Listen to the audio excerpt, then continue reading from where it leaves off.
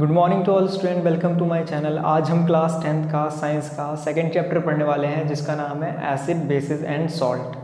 तो इससे हम पिछली क्लास में स्टार्ट कर चुके हैं। आज जो हम टॉपिक पढ़ने वाले हैं उसका नाम है प्रॉपर्टीज़ ऑफ एसिड। ठीक है, प्रॉपर्टीज़ ऑफ एसिड भी हमने थोड़ा सा डिस्कस किया था, आज हम थोड़ा सा और आगे पढ़ेंगे। फिर पढ़ेंगे हम प्रॉपर्टीज़ ऑफ बेसिस।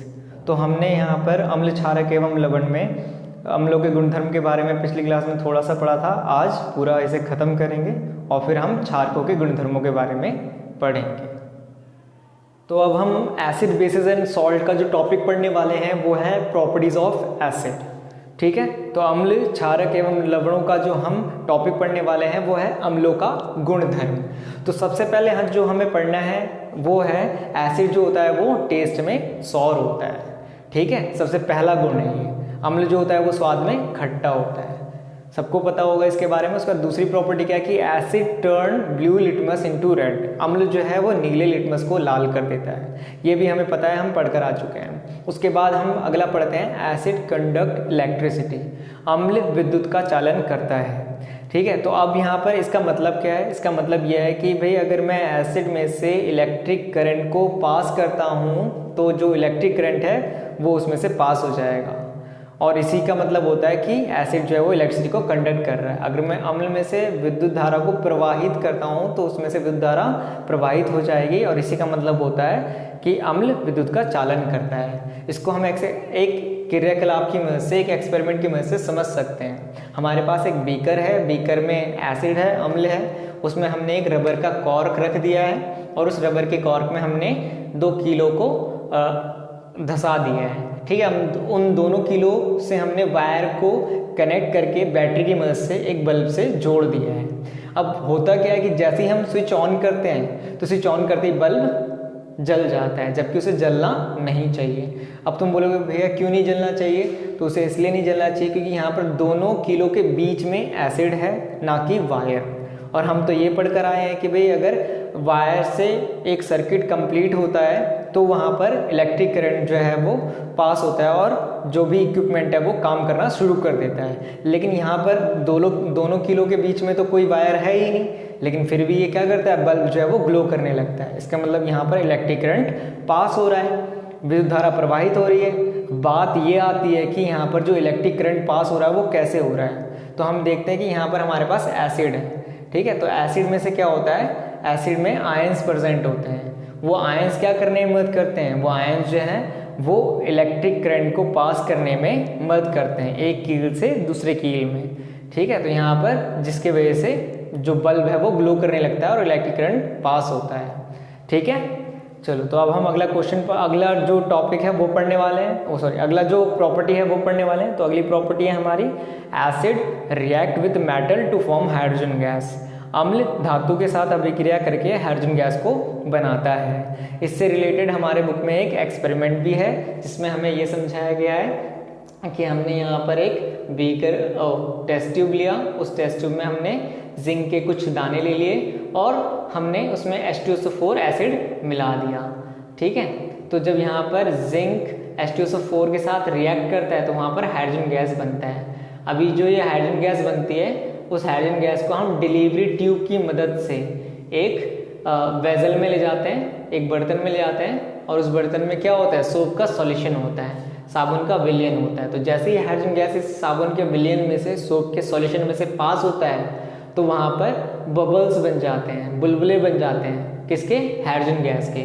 और हमें कैसे पता चलेगा जो बुलबुले हैं वो हाइड्रोजन गैस के ही हैं? तो इसके लिए हम यहाँ पर एक जलती हुई मोमबत्ती को ले जाते हैं। तो जलती हुई मोमबत्ती को जैसे ही इसके पास ले जाते हैं, इसके नज़दीक ले जाते हैं, तो वो क्या होता है, वो पॉप के साउंड के साथ बर्स्ट हो जाता है, वो पॉप की आवाज़ के साथ फट जाता है और हमें पता चल जाता है कि वहाँ पर हाइड्रोजन गैस रिलीज हुई है। तो इस तरीके से यहाँ पर एक्सपेरिमेंट हमारे बुक में दिया हुआ है।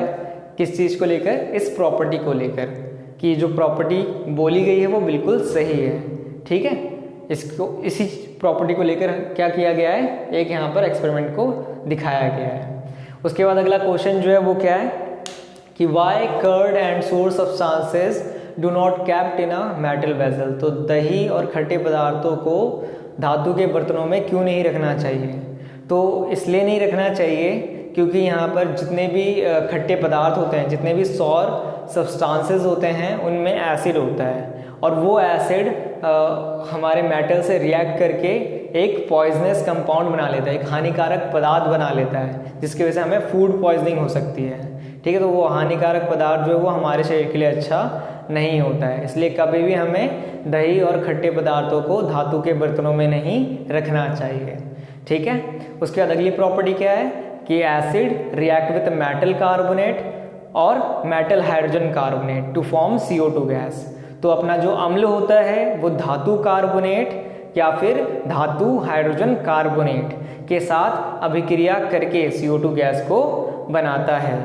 ठीक है, तो ये भी एक प्रॉपर्टी है एसिड की कि एसिड मेटल कार्बोनेट हो या मेटल हाइड्रोजन कार्बोनेट हो, वो तीन चीज़ें ही बनाने वाला है, सॉल्ट बनाएगा, वाटर बनाएगा और CO2 गैस को रिलीज करेगा। ठीक है, तो इसको लेकर हम एक एक्सपेरिमेंट करेंगे। एक्सपेरिमेंट क्यों करेंगे कि ये जो प्रॉपर्टी बताई गई है वो बिल्कुल सही है, इसको प्रूफ करने के लिए हम एक्सपेरिमेंट करते हैं। ध्यान रखना, जब भी हम एक्सपेरिमेंट करते हैं तो जो भी पॉइंट लिखा गया होता है उसे सही साबित करने के लिए ही हम एक्सपेरिमेंट करते हैं। जैसे यहाँ पर उसने बोला था कि भाई हाइड्रोजन गैस रिलीज हो रही है, तो हम कैसे मान लें कि भाई जब एसिड है वो मेटल से रिएक्ट करके हाइड्रोजन गैस ही रिलीज करेगा, तो उसके लिए हमने एक्सपेरिमेंट किया। ऐसे यहाँ पर हम कैसे मान लें कि एसिड मेटल कार्बोनेट के साथ या फिर मेटल हाइड्रोजन कार्बोनेट के साथ रिएक्ट करके CO2 गैस को रिलीज कर सकता है। तो उसके लिए भी हम क्या करने वाले हैं, अभी एक एक्सपेरिमेंट करने वाले। तो अब हम यहाँ पर देखने जा रहे हैं कि एसिड जब मेटल कार्बोनेट से रिएक्ट करता है तो क्या बनाता है, सॉल्ट बनाता है, वाटर बनाता है और CO2 गैस बनाता है। या फिर एसिड जब मेटल हाइड्रोजन कार्बोनेट से रिएक्ट करता है तो भी यही तीनों चीज़ें बनाता है। अम्ल जब धातु कार्बोनेट या फिर धातु हाइड्रोजन कार्बोनेट से अभिक्रिया करता है तो लवण, जल और CO2 गैस को बनाता है। और ये बात बिल्कुल सही है। इसके लिए हम क्या करते हैं, एक एक्सपेरिमेंट करते हैं। तो एक्सपेरिमेंट हमने किया है, एक्सपेरिमेंट में हमने एक टेस्ट ट्यूब लिया, उस टेस्ट ट्यूब में हमने HCl एसिड ले लिया और HCl एसिड में हमने सोडियम कार्बोनेट के कुछ दाने जो हैं वो मिला दिए। मिलाने के बाद होता क्या है कि हम उसे रबर के कॉर्क से बंद कर देते हैं। बंद करने के बाद वहाँ पर एक डिलीवरी ट्यूब को डाला जाता है और जब ये दोनों आपस में रिएक्ट करते हैं तो रिएक्ट करने के बाद वहाँ पर सॉल्ट बनता है, वाटर बनता है और एक गैस निकलती है और वो जो गैस होती है वो CO2 गैस होती है। तो हमें कैसे पता चलेगा कि भाई जो गैस निकली वो CO2 गैस है, क्योंकि हमारे आसपास भी अभी भी CO2 गैस है। क्या हमें पता चल रहा है हमारे आसपास CO2 गैस है? तो इस चीज़ को पता करने के लिए, मतलब CO2 गैस रिलीज हुई है या नहीं हुई है, इसको पता करने के लिए हम क्या करते हैं, यहाँ पर जो CO2 गैस है उसे डिलीवरी ट्यूब के थ्रू एक दूसरे टेस्ट ट्यूब में पास करते हैं। यहाँ पर प्रवाह नलिका की मदद से CO2 गैस को एक दूसरे प्रकनली में पास किया जाता है, जिस प्रकनली में क्या है, हमारा लाइम वाटर है, चूने का पानी है, जिसका फॉर्मूला क्या होता है अपना, कैल्शियम हाइड्रोक्साइड। तो अभी क्या होगा कि जैसे ही CO2 गैस इस कैल्शियम हाइड्रोक्साइड में से पास किया जाएगा तो यहाँ पर ये इसके साथ रिएक्ट करेगा और रिएक्ट कर क्या बना लेगा, कैल्शियम कार्बोनेट बना लेगा। अब ये जो कैल्शियम कार्बोनेट होता है ये वाइट कलर का PPT होता है, ये सफ़ेद कलर का अवक्षेप होता है। तो यहाँ पर सफ़ेद कलर के अवक्षेप के वजह से, वाइट कलर के PPT के वजह से जो सॉल्यूशन का कलर है वो मिल्की हो जाता है। तो CO2 गैस को चूने के पानी में से, लाइम वाटर में से पास करने के बाद वहाँ पर जो सॉल्यूशन है वो मिल्की हो जाता है और हमें पता चल जाता है कि वहाँ पर CO2 गैस जो है वो पास किया गया है। तो अब इससे रिलेटेड हमारे पास रिएक्शंस हैं, वहाँ पर हम देख सकते हैं जैसे कि HCl जो है वो जब Na2CO3 के साथ रिएक्ट करता है। अब देख रहे हो यहाँ पर CO3 अपना कार्बोनेट है और जो Na है वो अपना मेटल है, तो हो गया ना मेटल कार्बोनेट।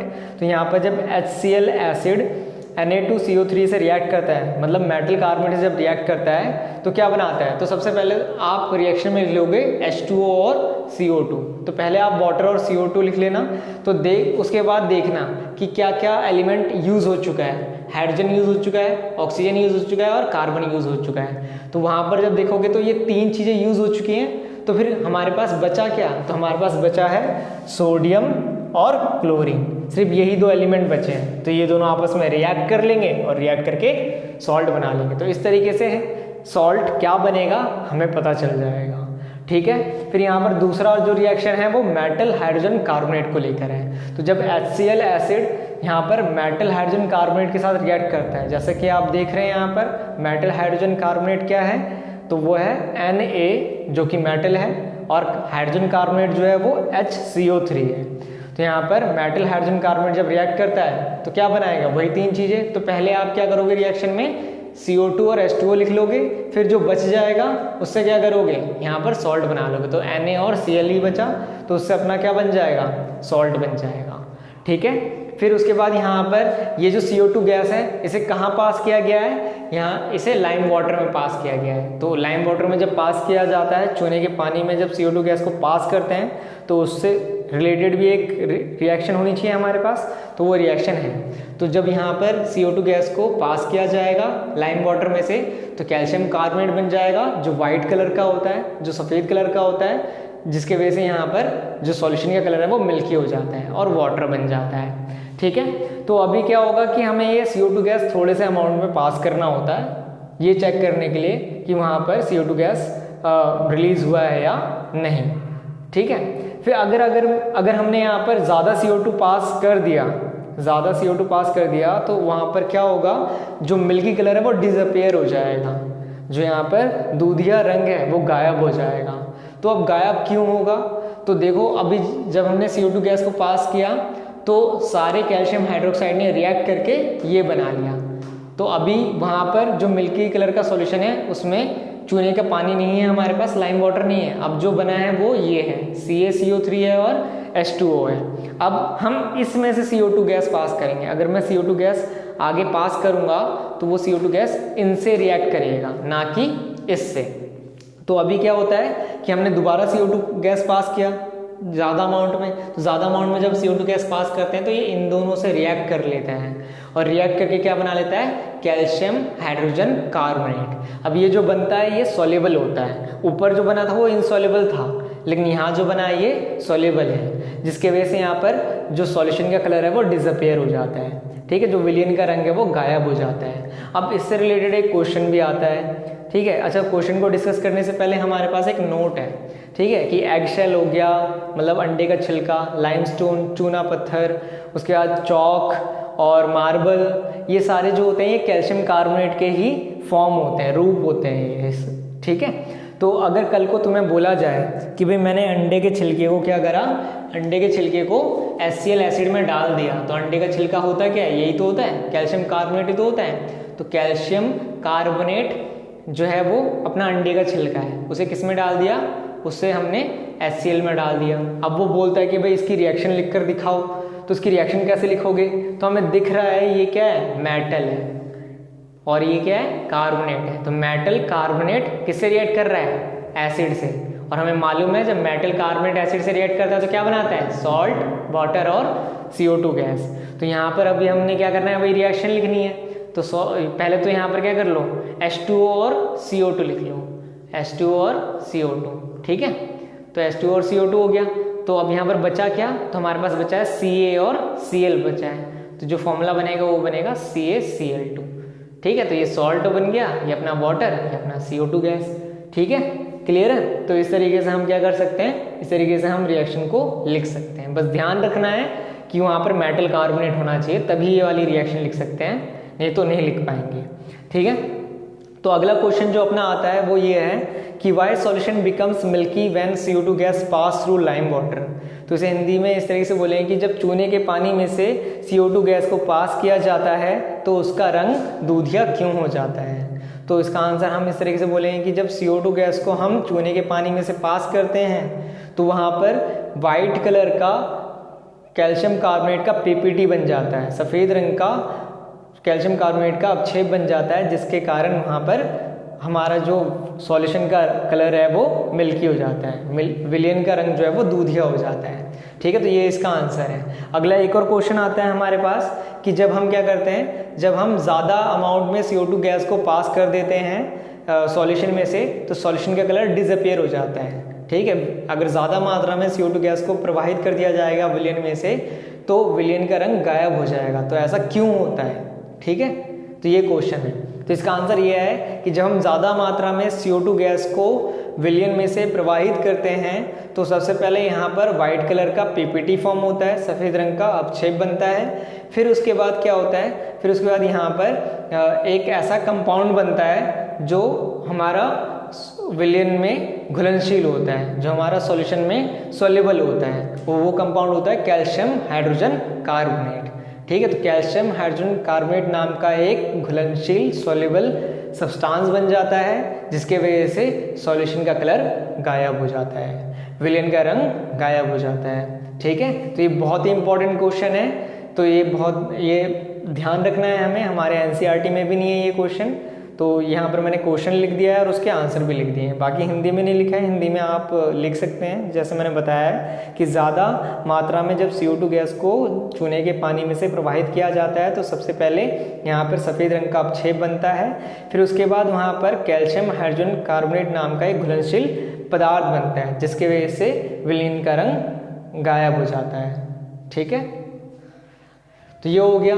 फिर उसके बाद आगे जो हमें पढ़ना है वो हमें अगली प्रॉपर्टी पढ़नी है, और अगली प्रॉपर्टी जो है वो है एसिड जब बेस से रिएक्ट करता है तो रिएक्ट करके सॉल्ट और वाटर को फॉर्म करता है। जब अम्ल क्षारक से अभिक्रिया करता है तो वो अभिक्रिया करके लवण और जल को बनाता है। तो अब हम एसिड की 6th प्रॉपर्टी पढ़ने वाले हैं, अम्ल का छठा गुणधर्म पढ़ने वाले हैं। वो ये है कि acid react with bases to form salt and water. अम्ल क्षारक के साथ अभिक्रिया करके लवण तथा जल बनाता है, और इसे हम इस तरीके से लिख सकते हैं कि एसिड बेस से रिएक्ट करेगा, सॉल्ट बनाएगा और वाटर बनाएगा। ठीक है, तो अभी हमारे पास एक रिएक्शन है जिसमें HCl जो है वो NaOH से रिएक्ट करता है और रिएक्ट करके NaCl बना लेता है और वाटर बना लेता है। ठीक है, तो ये हमारा केमिकल रिएक्शन है, और इसको लेकर एक एक्सपेरिमेंट भी है हमारे एनसीईआरटी के बुक में। वो एक्सपेरिमेंट कुछ इस तरीके से है कि हमारे पास एक टेस्ट ट्यूब है, एक परख नली है, उसमें हमने डाइल्यूट NaOH ले लिया है, यहाँ पर तनुकृत सोडियम हाइड्रोक्साइड ले लिया है जो कि एक बेस है, जो कि एक क्षारक है, और इस बेस में हमने क्या करा है, फिनोल्फ्थलीन मिला दिया। 2 से 3 ड्रॉप जो हैं वो फिनोल्फ्थलीन की मिला दी है, जिससे ये पिंक कलर का हो जाएगा। फिर उसके बाद हमने यहाँ पर ड्रॉप बाय ड्रॉप क्या करना है, HCl एसिड को धीरे धीरे डालते जाना है। तो जैसे जैसे हम HCl एसिड को डालते जाएंगे ये कलर गायब होता जाएगा। ठीक है, तो पहले हम ये बात करते हैं यहाँ पर जो पिंक कलर आया है वो हमें क्या शो कर रहे हैं। वो पिंक कलर हमें ये शो कर रहा है कि यहाँ पर बेस प्रेजेंट है। ठीक है, तो अब यहाँ पर होता क्या है कि जैसे जैसे हम drop by drop HCl acid को डालते जाते हैं तो वो जो कलर है वो धीरे धीरे गायब होने लगता है। तो यहाँ पर धीरे धीरे कलर गायब हो रहा है, इसका मतलब ये है कि जो बेस है वो धीरे धीरे क्या होता जा रहा है, खत्म होता जा रहा है। तो यहाँ पर जो एसिड है वो बेस के इफेक्ट को खत्म कर रहा है, तो यहाँ पर बेस भी क्या करता है, एसिड के इफेक्ट को खत्म कर देता है। ये कैसे पता चलेगा, बाद में जब आप यहाँ पर क्या करेंगे, लिटमस टेस्ट करेंगे तो वहाँ पर लिटमस टेस्ट शो ही नहीं होगा। ठीक है, कुछ पता नहीं चलेगा, तो हमें वहाँ पर पता चल जाएगा कि जो एसिड है वो भी खत्म हो चुका है और जो बेस है वो भी खत्म हो चुका है। ठीक है, वहाँ पर ना तो एसिड मिलेगा हमें, ना तो वहाँ पर बेस मिलेगा। तो इसलिए हम कहते हैं कि जो ये रिएक्शन है वो एक न्यूट्रलाइजेशन रिएक्शन है। ये जो अभिक्रिया है वो एक उदासीनीकरण अभिक्रिया है। जब भी कोई अम्ल क्षारक से अभिक्रिया करता है तो इस तरह की अभिक्रिया को हम उदासीनीकरण अभिक्रिया कहते हैं। जब भी कोई एसिड बेस के साथ रिएक्ट करता है तो इस तरह के रिएक्शन को हम न्यूट्रलाइजेशन रिएक्शन कहते हैं। तो अब क्वेश्चन ये आता है कि इस तरह के रिएक्शन को न्यूट्रलाइजेशन रिएक्शन क्यों कहा जाता है।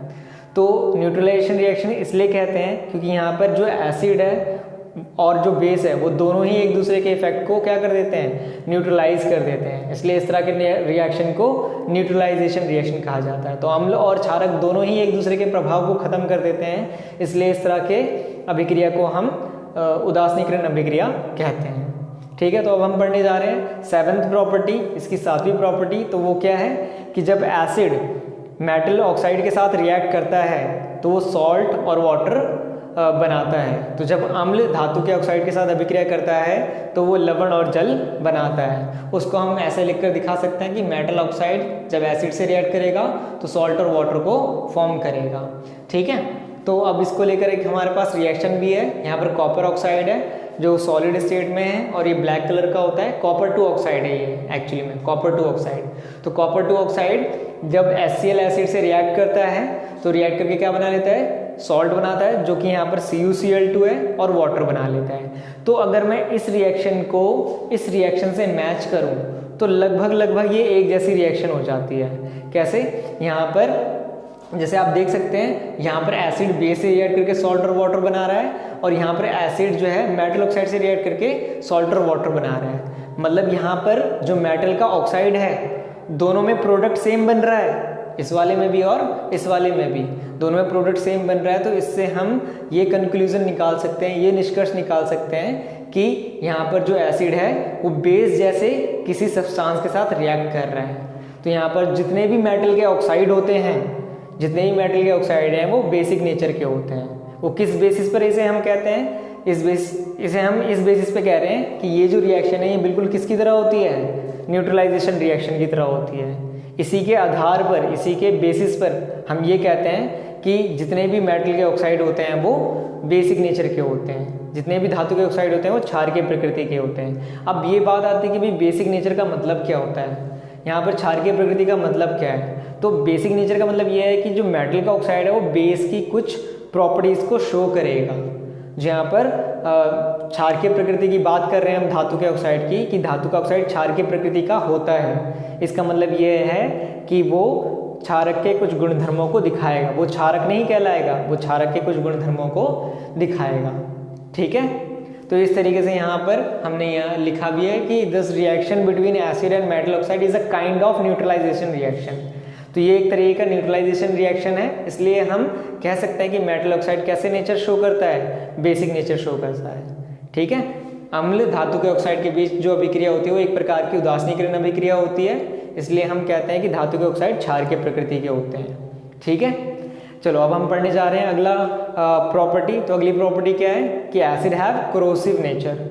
जो अम्ल होते हैं वो संक्षारक प्रकृति के होते हैं। अब कोरोसिव नेचर कहने का मतलब क्या है कि जितने भी एसिड हैं वो जब भी क्या करते हैं, किसी भी ऑब्जेक्ट पे गिरते हैं, किसी भी वस्तु पर गिरते हैं, वो उसे धीरे धीरे क्या करते हैं, लेयर बाय लेयर डैमेज करना शुरू कर देते हैं। तो इसलिए हम कहते हैं कि जो एसिड होता है वो कोरोसिव नेचर का होता है, वो संक्षारक प्रकृति का होता है।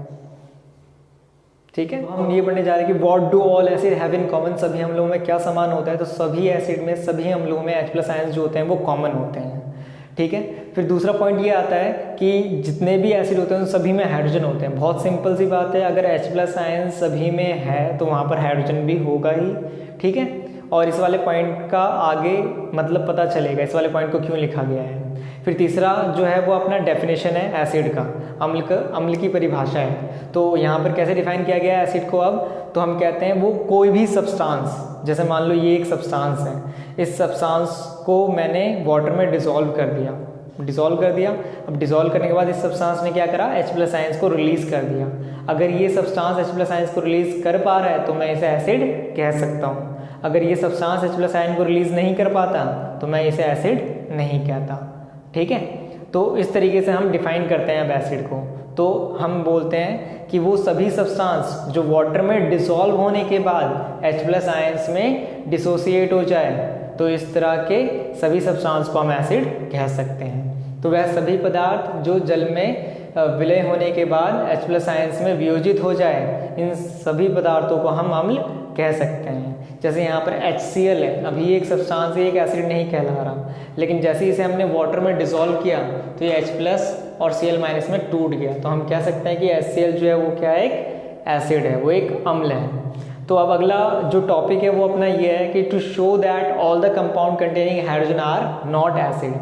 तो अभी यहाँ पर एक बच्चा बोलता है कि भैया यहाँ पर आपने बोला कि जितने भी एसिड होते हैं उन सभी में हाइड्रोजन होता है, जितने भी अम्ल होते हैं उन सभी में हाइड्रोजन होता है। तो मैंने कहा जी हाँ, बिल्कुल सही बात है, क्योंकि हाइड्रोजन नहीं होगा तो H+ आयन भी नहीं होगा।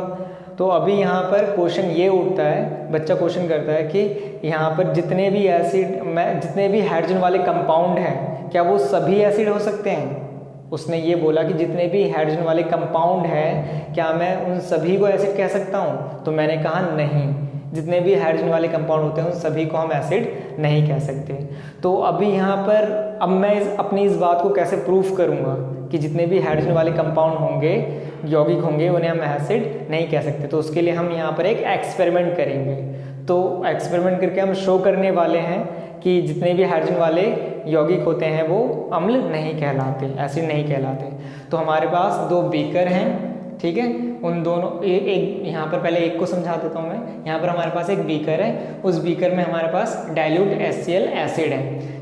उसके बाद हमने यहाँ पर एक रबर का कॉर्क लिया है, उस रबर के कॉर्क में हमने क्या करा है, 2 किलो को धंसा दिया है। धंसाने के बाद हमने उन दोनों किलो पर वायर की मदद से, बैटरी के मदद से उसे बल्ब से जोड़ दिया है। ठीक है, तो यहाँ पर जोड़ने के बाद हम क्या करते हैं, जैसे ही स्विच ऑन करते हैं तो बल्ब जल जाता है। ठीक है, फिर ऐसे ही एक यहाँ पर सेम एक्सपेरिमेंट है, सारा अरेंजमेंट सेम है, बिल्कुल इसके जैसा ही है, लेकिन यहाँ पर एसिड की जगह क्या डाला गया है, ग्लूकोज डाला गया है या फिर अल्कोहल डाला गया है। ठीक है, तो ग्लूकोज का जो फॉर्मूला होता है वो होता है C6H12O6।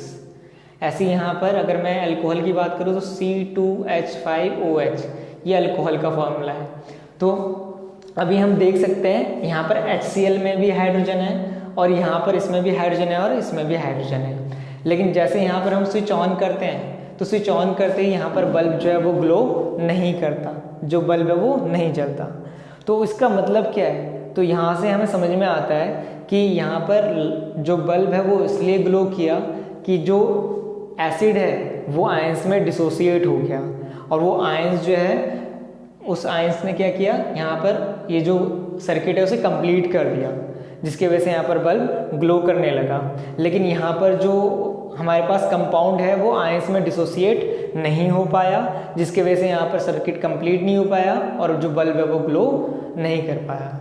ठीक है, तो इस तरीके से हम आंसर को बता सकते हैं। मतलब यहाँ पर हम इस तरीके से बोल सकते हैं कि वो सभी कंपाउंड जो आयंस में डिसोसिएट हो सकते हैं उन सभी को ही हम एसिड कह सकते हैं। मतलब यहाँ से हम डिफाइन कर सकते हैं वो सभी सब्सटेंस जो आयंस H+ आयंस में डिसोसिएट हो पाएगा वही एसिड कहलाएगा, और जो H+ आयंस में डिसोसिएट नहीं हो पाएगा वो एसिड नहीं कहलाएगा।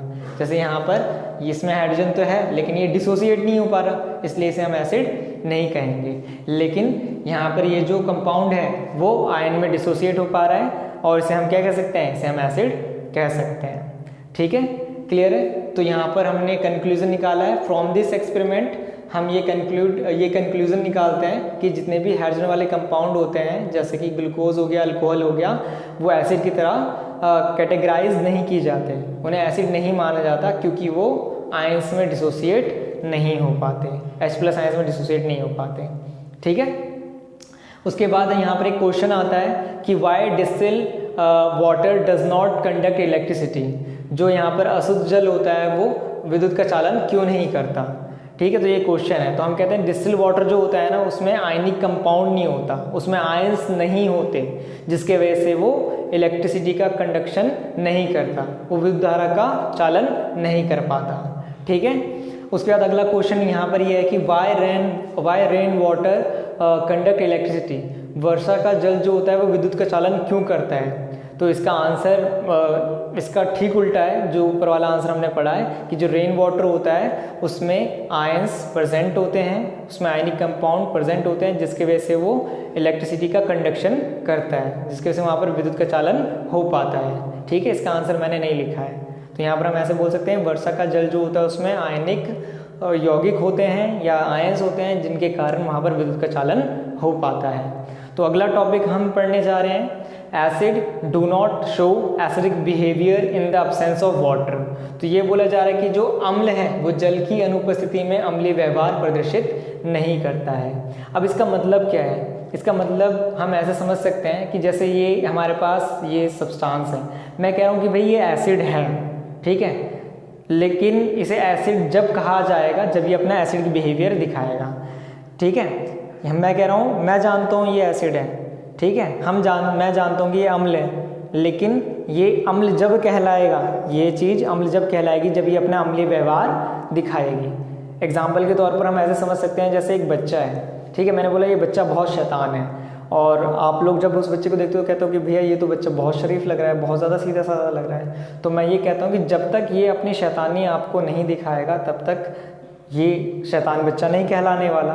ठीक है, तो जब वो अपनी शैतानी दिखाएगा तब वो शैतान बच्चा कहलाएगा कि हाँ भाई ये बहुत ज़्यादा शैतानी बच्चा है, बहुत ज़्यादा शैतान कर रहा है। ठीक है, तो ऐसे यहाँ पर हमारा ये एसिड होता है, जब तक वो एसिडिक बिहेवियर नहीं दिखाएगा, अपना अम्लीय व्यवहार नहीं दिखाएगा, तब तक वो एसिड नहीं कहा जा सकता। ठीक है, तो अभी यहाँ पर पहला पॉइंट जो आता है वो ये आता है कि the acidic behaviour of acid is due to the presence of H+ ions.